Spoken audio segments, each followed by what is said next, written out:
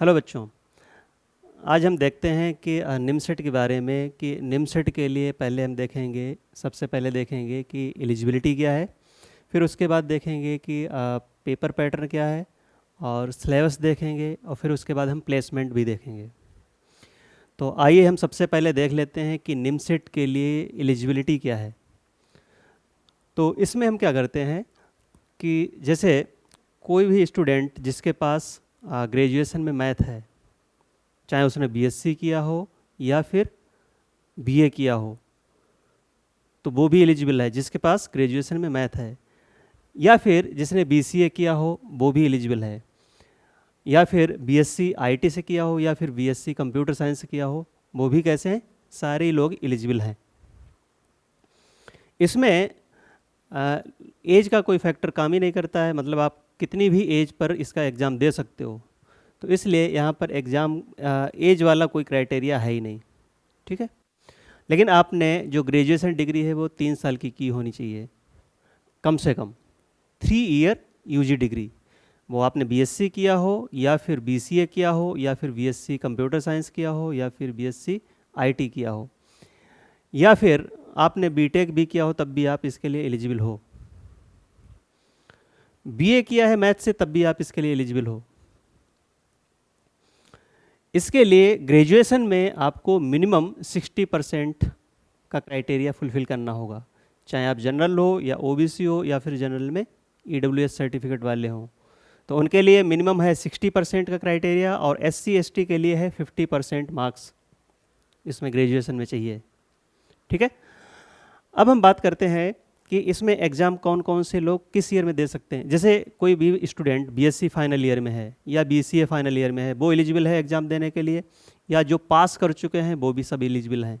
मतलब BSc second year वाला student exam नहीं दे सकता है, बीएससी फर्स्ट ईयर वाला स्टूडेंट एग्ज़ाम नहीं दे सकता है। अगर एग्ज़ाम दे दिया तो वहाँ पर आपको क्या करना होगा कि जैसे कोई पास हो गया तो उसे एडमिशन लेने के लिए वो ग्रेजुएशन की डिग्री दिखानी होगी ना, कि हमने ग्रेजुएशन पास कर लिया है।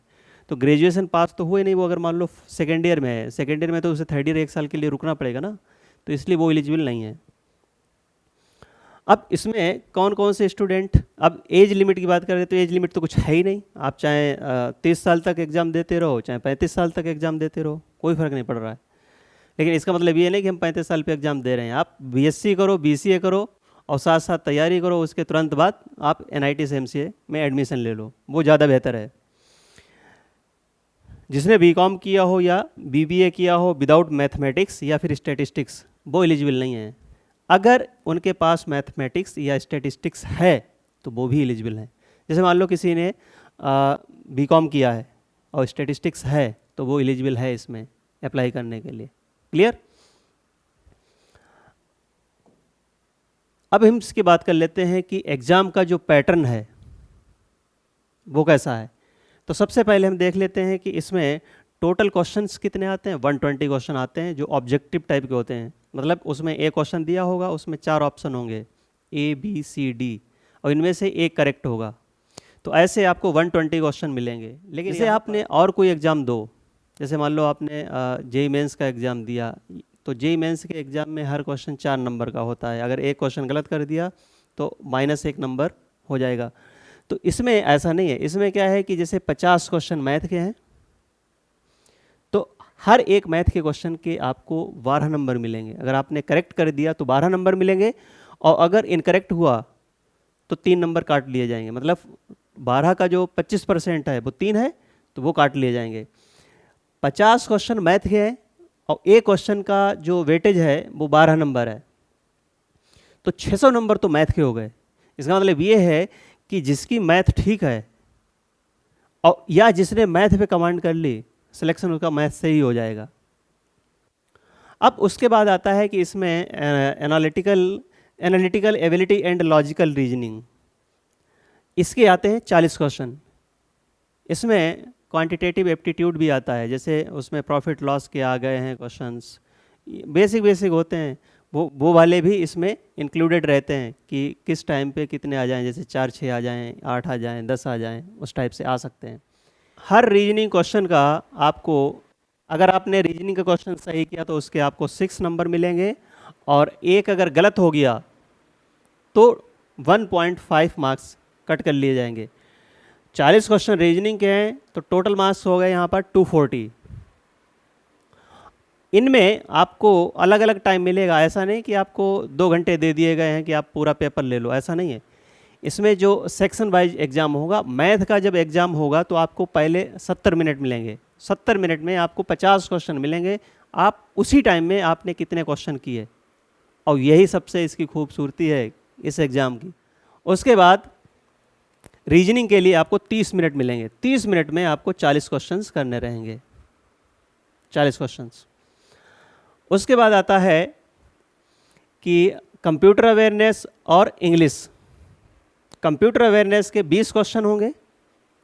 जिसने BCA किया है उनके लिए बहुत आसान रहता है, वो आराम से कर लेते हैं, या जिसने BSc भी किया है थोड़ा बहुत अगर पढ़ेगा तो आराम से इसमें 14-15 आराम से किए जा सकते हैं क्वेश्चंस। और जिसने ठीक ठाक पढ़ रखा है वो तो 20 के 20 भी कर सकता है। और ये क्वेश्चन होते हैं सिंपल, ज़्यादा टफ होते नहीं हैं। तो कंप्यूटर अवेयरनेस के कितने हो गए यहाँ पे? 20 क्वेश्चन हो गए। और इसमें एक क्वेश्चन का जो वेटेज है वो है 6 मार्क्स, और अगर गलत होता है तो 1.5 नंबर कट कर लिया जाएगा। तो इसके हो गए हैं 120 नंबर। जनरल इंग्लिश की बात करते हैं। जनरल इंग्लिश के 10 क्वेश्चन आते हैं। एक क्वेश्चन होगा 4 नंबर का, अगर गलत हो गया तो उससे 1 नंबर कट कर लिया जाएगा। तो ये हो गए टोटल 40 नंबर के। मैथ के 50 क्वेश्चन हैं, एक क्वेश्चन के 12 नंबर हैं, तो ये 600 नंबर का हो गया। ऐसे ही अगर हम रीजनिंग की बात करें तो रीजनिंग के 40 क्वेश्चन आएंगे, और एक क्वेश्चन 6 नंबर का है तो 240 नंबर हुए। 20 क्वेश्चन हैं आपके कंप्यूटर अवेयरनेस के, तो कंप्यूटर के क्वेश्चन का वेटेज है, एक क्वेश्चन का 6 नंबर तो 120 ये हो गए। और 10 क्वेश्चन हैं इसके जनरल इंग्लिश के, एक क्वेश्चन का वेटेज है 4 तो ये 40 हो गए। तो टोटल हो गया यहाँ पर 1000 नंबर। मतलब यहाँ पर अगर हम देखें तो 1000 नंबर का टोटल पेपर है। अब ये डिपेंड करता है कि पेपर टफ आया है या पेपर सिंपल आ गया है, उस पर डिपेंड करता है कि कितने में हमें NIT अच्छी खासी मिल जाएगी। इसमें अगर हम देखें तो 1000 नंबर का पूरा पेपर है। अब इसमें अगर किसी स्टूडेंट ने, वैसे जनरली क्या होता है कि 600, 640, 700, 750 ऐसे तक फर्स्ट रैंक वाले के नंबर जाते हैं। अगर पेपर टफ है तो हो सकता है कि इससे भी कम हो जाएं, 600 पे ही हो जाए। और इस बार पेपर थोड़ा बता रहे हैं कि टफ है ऐसा, लेकिन था नहीं, पेपर तो वैसे ही था। लेकिन हाँ ये है कि बच्चे कैसे करते हैं क्वेश्चंस को, वहाँ पर कितनी स्पीड में करते हैं, क्योंकि 70 मिनट में 50 क्वेश्चन वैसे अगर करोगे, अगर शॉर्ट ट्रिक नहीं यूज कर रहे हो तो फिर ये दिक्कत हो जाएगी। तब तो बहुत कम ही क्वेश्चन कर पाओगे। जैसे नहीं कि यहाँ 20-25 क्वेश्चन कर लिए तो वही है। अगर थोड़ी बहुत शॉर्ट ट्रिक वगैरह यूज कर लें तब तो ये आराम से किए जा सकते हैं 40 के आसपास। तब तो 40 के आसपास आराम से किए जा सकते हैं। शॉर्ट ट्रिक्स वगैरह जो रिजल्ट्स याद हैं उनका अगर आपने प्रैक्टिस अच्छे से की है, थोड़ी कैलकुलेशन फास्ट है, आराम से 40-45 किए जा सकते हैं। अब बात करते हैं कि इसमें पेपर जो होता है वो होता है कंप्यूटर बेस्ड। मतलब आपको हार्ड कॉपी नहीं मिलेगी, आपको सिस्टम पे बैठना पड़ेगा, मतलब सिस्टम पे ही आपको पेपर देना पड़ेगा। लैंग्वेज कौन सी रहेगी इसमें? इंग्लिश रहेगी। क्वेश्चंस का टाइप हम बता ही चुके हैं, MCQ टाइप के क्वेश्चन होंगे, और 25% निगेटिव मार्किंग है इसमें। और सबसे ज़्यादा इसमें इम्पॉर्टेंट वो कौन सा है सेक्शन? मैथमेटिक्स वाला। और उसके बाद आता है रीजनिंग वाला। अगर किसी भी स्टूडेंट ने इन पे 2 पर कमांड कर ली तो उसका सिलेक्शन वैसे ही हो जाएगा। अब हम बात करते हैं कि मान लो कि कोई स्टूडेंट किसी गवर्नमेंट की तैयारी करना चाहता है, गवर्नमेंट एग्ज़ाम की, जैसे बैंक की तैयारी करना चाहता है या फिर रेलवे वगैरह किसी में भी जाना चाहता है, तो उसे इतनी चीज़ें तो पढ़नी ही पड़ती हैं। ये रीजनिंग पढ़नी पड़ेगी, कंप्यूटर अवेयरनेस ये भी पढ़नी पड़ेगी, और ये इंग्लिश भी आपको पढ़नी रहेगी। बहुत से बच्चे ऐसे हैं कि ये जो इसकी तैयारी करते हैं, और अगर उन्हें थोड़ा GK पढ़ा दिया जाए तो वो कोई भी एग्ज़ाम ऐसा हो कि वो फटाफट कर लेंगे। मतलब इसमें ज़्यादातर जितने भी गवर्नमेंट वो एग्ज़ाम है वैसे ही हो जाएंगे। मतलब उन्हें अलग से उन्हें पढ़ने की ज़रूरत नहीं पड़ेगी, क्योंकि इसमें हम क्वांटिटेटिव एप्टीट्यूड भी पढ़ाते हैं, तो मोस्टली उसी से क्वेश्चन आते हैं। जैसे SSC वगैरह में क्वेश्चन वही आते हैं, सिंपल से आते हैं, कोई ज़्यादा टफ नहीं होते हैं। ठीक है, मेन है स्पीड। मैथमेटिक्स के 50 क्वेश्चन आते हैं, उनका जो सिलेबस है उसमें एक तो है सेट थ्योरी। सेट थ्योरी में क्या आ जाएगा, सेट्स का union, intersection, difference, symmetric difference, Cartesian product, cardinality, और इसमें फंक्शन भी आ गया है और रिलेशन भी दे दिया है। ठीक है, फंक्शन रिलेशन ये कैलकुलस का पार्ट है, और वेन डायग्राम्स आ गए हैं। अगर हम बात करें लॉजिक तो ये मैथमेटिकल रीजनिंग है, इसमें आ जाएंगे ट्रुथ टेबल्स आएंगे, कनेक्टिव्स आएंगे, टोटोलॉजी, कंट्राडिक्शंस। अब बात कर लेते हैं इसमें प्रोबेबिलिटी और स्टैटिस्टिक्स में। प्रोबेबिलिटी जो आपने पढ़ रखी है वही आएगी, लेकिन थोड़ा लेवल अच्छा रहेगा। स्टैटिस्टिक्स वही रहती है जो आपने 11th में पढ़ी है, क्वेश्चन थोड़ा बहुत लेवल थोड़ा ऊपर होगा बस, और कुछ खास नहीं, वो सिंपल ही रहता है। अगर हम एलजेब्रा की बात करें तो इसमें आ जाता है क्वाड्रेटिक इक्वेशन आ जाएगा, लॉगरिथमिक आ जाएगा, एक्सपोनेंशियल सीरीज आएगी, सीक्वेंस एंड प्रोग्रेशन आ जाएगा, और डिटर्मिनेंट्स आ जाएगा, मैट्राइसिस आ जाएगा, और परमुटेशन एंड कॉम्बिनेशन, ये सारे यहाँ पर चैप्टर्स रहने वाले हैं एलजेब्रा में। अब हम बात करते हैं यहाँ पर, क्योंकि ये जो सेक्शन है ये सब आपने 11th 12th में ही पढ़े हैं, इसमें कुछ भी नया नहीं है, वही पढ़ा है। लेकिन इसका मतलब ये नहीं कि हम 11th पढ़ के ये एग्ज़ाम दे देंगे तो हो जाएगा, नहीं होता है। कंपटीशन है, हर बच्चा चाहता है कि वो अच्छा कमाए, पढ़ाई करने का उद्देश्य ही होना चाहिए कि हाँ हम ठीक है कि अच्छी जगह पे जाके हम पैसे कमाएंगे। तो कोऑर्डिनेट ज्योमेट्री में एक तो पॉइंट एंड स्ट्रेट लाइन आ गया, सर्किल आ गया, पैराबोला, एलिप्स, हाइपरबोला और रेक्टेंगुलर हाइपरबोला, ये सब इसमें आ जाएंगे। अब कैलकुलस की बात करते हैं, इसमें फंक्शंस आ जाएंगे, लिमिट, कंटिन्यूटी, डिफरेंशियबिलिटी, डिफरेंशिएशन, इसमें आ जाएगा एप्लीकेशन ऑफ डेरिवेटिव में आ जाएगा, monotonicity, tangent and normal, maxima minima, ये आ जाएगा। और उसमें ये रोल्स थ्योरम वगैरह आती हैं, मीन वैल्यू थ्योरम, ये सब उसी में आएंगी एप्लीकेशन ऑफ डेरिवेटिव में। इंटीग्रेशन में आ जाएगा डेफिनेट इंटीग्रेशन, इनडेफिनेट इंटीग्रेशन और डिफरेंशियल इक्वेशन आ जाएगा। क्लियर? और एरिया अंडर कर्व भी रहेगा इसी में, कैलकुलस में ही। अब हम बात कर लेते हैं ट्रिग्नोमेट्री। ट्रिग्नोमेट्री में ये आपको रहेगा कंपाउंड एंगल रहेगा, ITF ट्रिग्नोमेट्रिक इक्वेशन, और यहाँ पर सॉल्यूशन ऑफ ट्रायंगल ये रहेंगे, और हाइट एंड डिस्टेंस ये हम उसमें क्वांटिटेटिव एप्टीट्यूड में भी पढ़ते हैं, तो हाइट एंड डिस्टेंस रहेगी। ये सब चीज़ें आपको ट्रिग्नोमेट्री में मिल जाएंगी। अब हम बात कर लेते हैं analytical ability and logical reasoning. इसमें 40 क्वेश्चन आते हैं, और इसमें वर्बल रीजनिंग रहेगी, नॉन वर्बल रीजनिंग रहेगी, और इसमें डेटा इंटरप्रिटेशन वाले क्वेश्चंस रहेंगे, न्यूमेरिकल रीजनिंग रहेगी, और डेटा सफिशिएंसी, डेटा विजुलाइजेशन वाले क्वेश्चंस रहेंगे, और क्वांटिटेटिव एप्टीट्यूड में वही रहेंगे प्रॉफिट लॉस वाले जो आपने देख रखे होंगे, वो चीज़ें आएंगी। वो सब बेसिक हैं, कुछ खास है नहीं। मतलब अगर आपने ढंग से पढ़ा है और थोड़ी आपको प्रैक्टिस करनी रहेगी प्रॉपर कि टेस्ट वगैरह हम दें, तो आराम से हो जाएगा।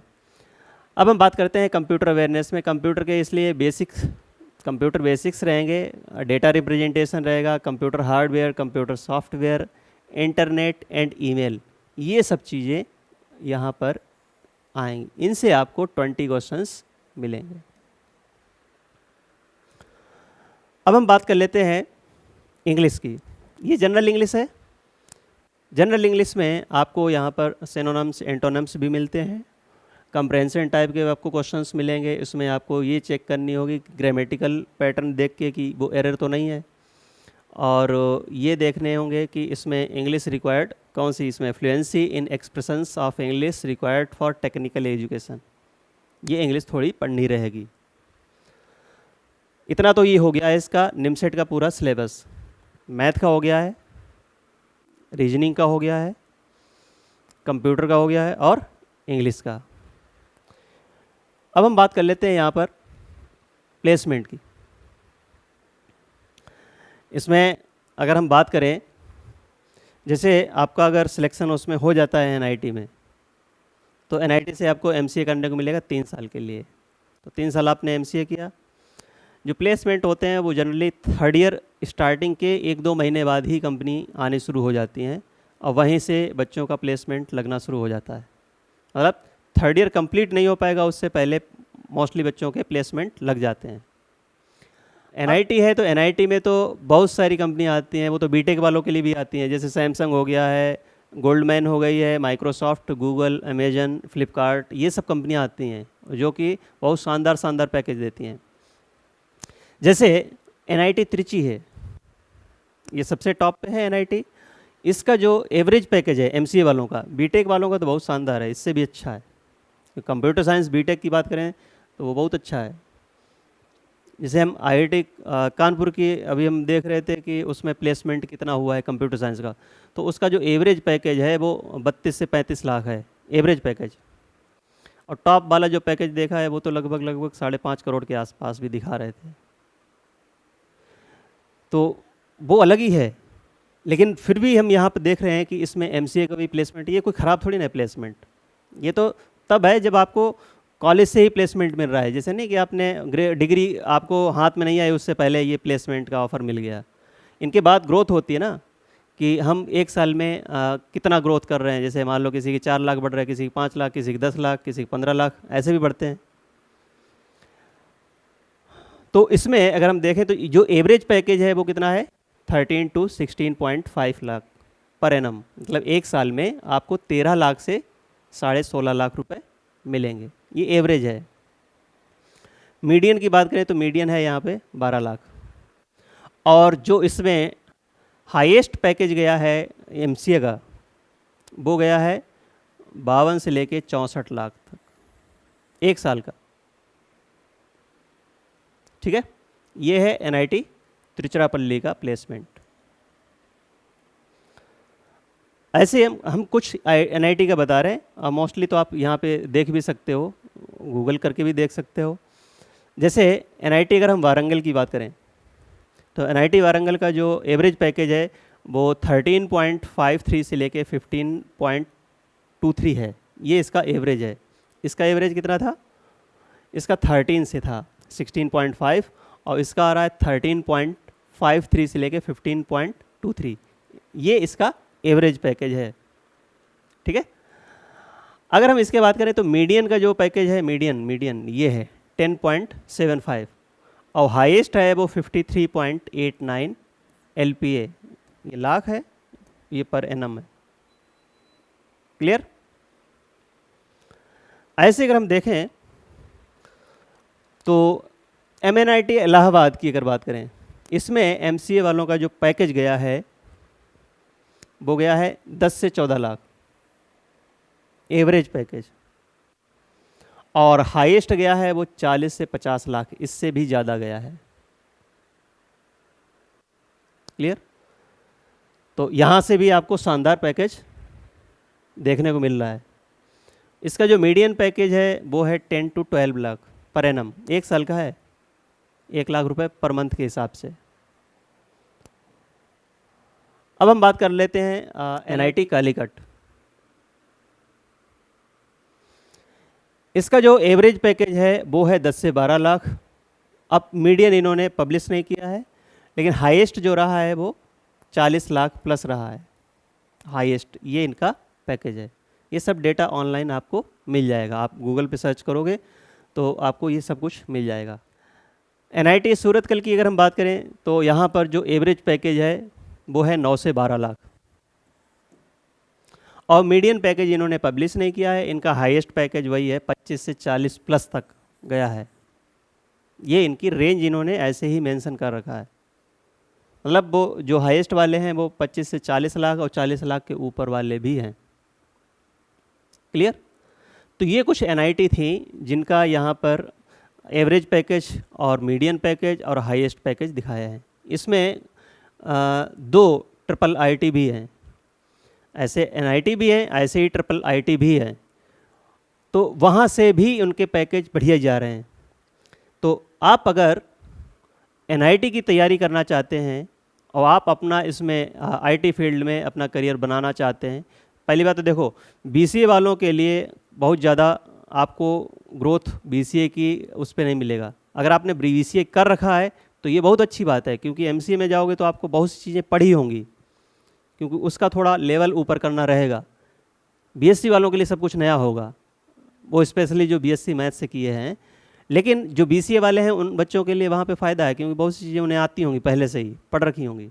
अगर आपने BCA कर रखा है और या फिर BSc कर रखा है, तो इसके हिसाब से ये NIT से MCA करना एक आपके लिए बेहतरीन ऑप्शन हो सकता है। क्योंकि गवर्नमेंट जॉब में अगर हम बात करें तो उसमें भी आपको अच्छा खासा टाइम देना पड़ता है। कभी एग्ज़ाम पेपर लीक हो गया, कभी कुछ हो गया, तो उसमें सर्टेनिटी नहीं है कि हमारा हो ही पाएगा जल्दी।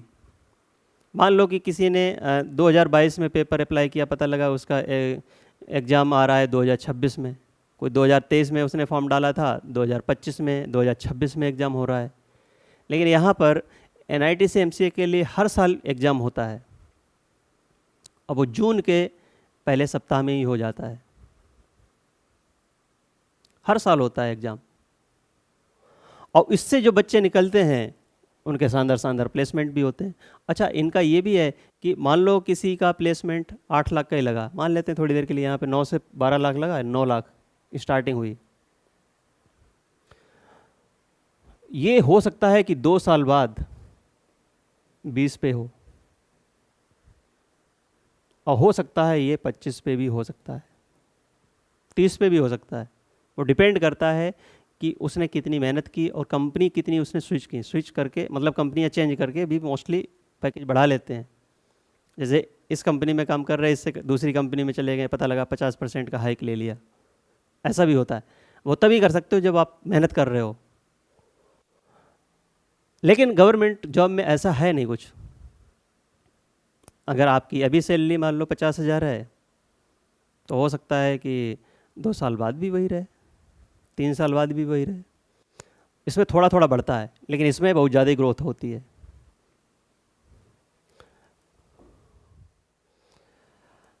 आपके पास BSc के बाद एक तो ऑप्शन रहता है कि आप MSc करो, फिर B.Ed करो, फिर आप कहीं भी CTET क्वालिफाई करो, UP टेट क्वालिफाई करो, यही क्वालिफाई करते रहो। मैंने देखा है बहुत से ऐसे बच्चे होते हैं कि वो देखते हैं कि अच्छा यहाँ से मैं B.Ed कर लूँगा तो वहाँ से इतनी स्कॉलरशिप आ जाएगी, इतने में हमारा B.Ed कंप्लीट हो जाएगा। फिर वो सोचते हैं कि हम यहाँ से CTET कर लें, फिर CTET करते करते फिर वो ट्यूशन पढ़ाने लगते हैं, उनका करियर ख़त्म है। कुछ की लगती होगी, बहुत कम लोगों की लगती है कि हाँ वो प्राइमरी टीचर हो गए, नहीं तो प्राइमरी टीचर भी नहीं हो पाते हैं, 35 साल तक यही करते रहते हैं। तो डायरेक्शन आप सही करो। अगर आपको लगता है कि हाँ हम पढ़ सकते हैं, तो आप 1 साल पढ़ो, इसमें 1 साल में ही काम हो जाएगा। उसके बाद 3 साल की MCA करो जाके, वहाँ पर आपका अच्छा खासा बैकग्राउंड बन जाएगा। अगर आप भी निमसेट की तैयारी करना चाहते हैं तो आप इन कॉन्टैक्ट नंबर्स पर, इस कॉन्टैक्ट नंबर पर संपर्क कर सकते हैं, ऑनलाइन क्लासेस के लिए भी और ऑफलाइन क्लासेस के लिए भी। मेरा सजेशन रहेगा कि जो बच्चे जिनके घर में पढ़ने का माहौल नहीं है, माहौल इन द सेंस कि आप कभी भी जाके बैठ के पढ़ सकते हो, ऐसा माहौल कि आपको कोई ना ये कहे कि हाँ ठीक है ये काम कर लो, वैसा पढ़ाई वाला अगर माहौल है तब तो आप ऑनलाइन कीजिए, अदरवाइज आप ऑफलाइन कीजिए। क्योंकि टाइम की बहुत कीमत है। क्योंकि आप जैसे जैसे टाइम, मान लो कोई 1 साल ड्रॉप लेता है और उसका नहीं हुआ, ऑनलाइन की नहीं हुआ, फिर उसने सेकंड ड्रॉप लिया, फिर वो तैयारी कर रहा है, जिसने गवर्नमेंट की तैयारी करते रहते। मैंने देखा है यहाँ पर अभी एक लड़की का वीडियो वायरल हो रहा था कि उसने 8 साल तैयारी की UPSC की दिल्ली में, और फिर उसे कहीं जॉब नहीं मिली है। UPSC की तैयारी करती रही तो उतनी तैयारी हो नहीं पाई होगी, उसका सिलेक्शन नहीं हो पाया, फिर वो उसे 18,000 की जॉब करनी पड़ी। 18,000 की जॉब का मतलब है कि कोई भी स्किल नहीं। तो BSc वालों को लगता है कि उनमें स्किल है, तो उनमें भी स्किल नहीं है, कोई स्किल नहीं है। हाँ, BCA वाले ज़रूर नौकरी पा सकते हैं, लेकिन वो भी 10-15 हज़ार की ही नौकरी पाएंगे। और 10-15 हज़ार की नौकरी पाने के बाद किसी भी कंपनी में जाओगे तो आपको अंडर ग्रेजुएट डिग्री देख के वहाँ पे आपको फील होगा कि हाँ हमारे पास पोस्ट ग्रेजुएट डिग्री होती, तो वो फील होगा, तो वहाँ पे आपकी ग्रोथ रुक जाएगी। अब मान लो कहीं से आपने वैसे कॉलेज से कर भी लिया MCA, तो फिर वही दिक्कत आएगी कि आपकी फिर से ग्रोथ में वही आएगा कॉलेज वाला इशू। क्योंकि अगर आप NIT से हो तो आपके कॉलेज वाले सारे ही बैरियर्स सब टूट जाएंगे, क्योंकि उसमें पता है कि आपने जैसे बोला कि मैंने NIT त्रिची से किया या MNIT इलाहाबाद से मैंने MCA किया, तो वो समझ जाएंगे कि हाँ बंदे में दम है। आधी चीज़ें तो वही क्लियर हो जाती हैं। बहुत से बच्चे ऐसे होंगे, उन्हें मन में लगता होगा कि हाँ हम उस कंपनी में चले जाएंगे, इस कंपनी में चले जाएंगे, इंटरव्यू देना होगा, और खुद कितना आप पढ़ रहे हो, स्किल देखी जाती है, स्किल देखी जाती है, सब ये बातें हैं, स्किल देखी जाती है। उसमें कॉलेज भी देखा जाता है, स्किल के साथ साथ कॉलेज भी देखते हैं। मान लो कोई कंपनी है, अगर उसे चाहिए एक इंजीनियर चाहिए, उसे चाहिए सपोज करो एमसीए वाला चाहिए, एक ने बरेली से किया, किसी वैसे ही कॉलेज से, और एक ने मान लो MNIT इलाहाबाद से किया।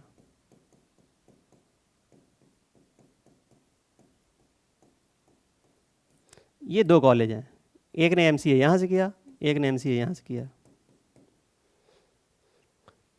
आपका रिज्यूमे वैसे रिजेक्ट हो जाएगा, इंटरव्यू भी नहीं लेंगे, वो कहेंगे ठीक है इसे बुलाओ।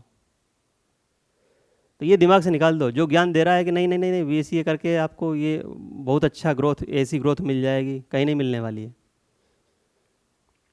इवन जो अच्छे सिटी में, जैसे मान लो दिल्ली से उन्होंने BCA कर रखा है, किसी ने हैदराबाद से कर रखा है, ऐसे वाले भी बच्चे MCA करते हैं, वो भी तैयारी करते हैं उसकी। पता लगा कि आपने हाँ BCA किया है, अच्छी बात है, क्योंकि आपको एक प्लस पॉइंट मिल गया है कि आपने BA नहीं किया। BA करते तो वैसे ही कुछ खास हाथ में नहीं था। BCA के बाद बहुत सारे ऑप्शंस हैं, जैसे निमसेट तो है ही, आप DU से भी कर सकते हो, BHU से भी कर सकते हो, JNU से भी कर सकते हो, इनसे भी MCA कर सकते हो CUET के थ्रू। ठीक है, तो जो भी बच्चे इंटरेस्टेड हैं वो इस कॉन्टैक्ट नंबर पर संपर्क कर सकते हैं।